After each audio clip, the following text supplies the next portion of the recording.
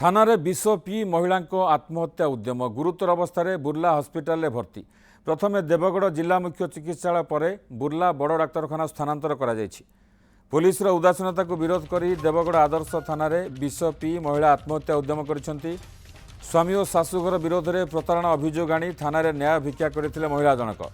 आत्महत्या उद्यम कर महिला गत जून 19 रे देवगढ़ थाना पुलिस उपस्थित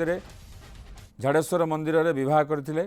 विवाहर किछि दिन पर स्वामी कामधंदा बाहर को जाइଥିବା बेले शाशु घरे अन्य मानक व्यवहार में अतिष्ठ होई बापा घरे रहुथिले। परवर्ती समय तांको स्वामी विवाह अन्यत्र करने को योजना संपर्क में खबर पाई देवगढ़ आदर्श थानार द्वारस्थ होते पुलिस उदासीनता जो से निराश हो पड़ते बाध्य होई सांगरे नैथिबा कीटनाशक पी देइथिले एकथा कहुच्छी थाना उपस्थित कर्मचारी तांको पाखरु विष बोतल छड़ाइबा उद्यम करथिले। घटना पर तांकु देवगढ़ आदर्श थाना पुलिस संगे संगे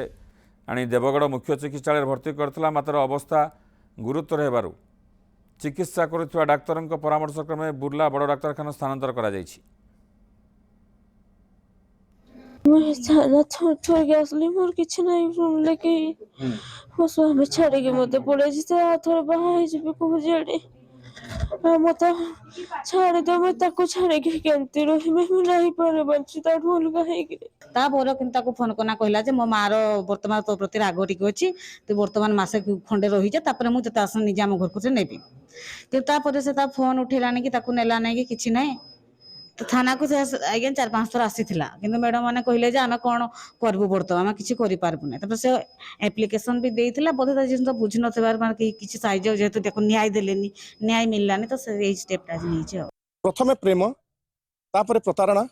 आउ शेषे पुलिस हस्तक्षेप पर मंदिर में बाहागर आउ एबे स्वामी और ससुर घर निर्यातना को नहीं थाना आसी अभियोग कलापर आत्महत्या उद्यम कर जड़े महिला आउ आत्महत्या उद्यम कलापर पुलिस सहायता जिला मुख्य चिकित्सालय भर्ती होई चिकित्सित होउछंती। देवगढ़ प्रणव किशोर गुरु न्यूज़ 7।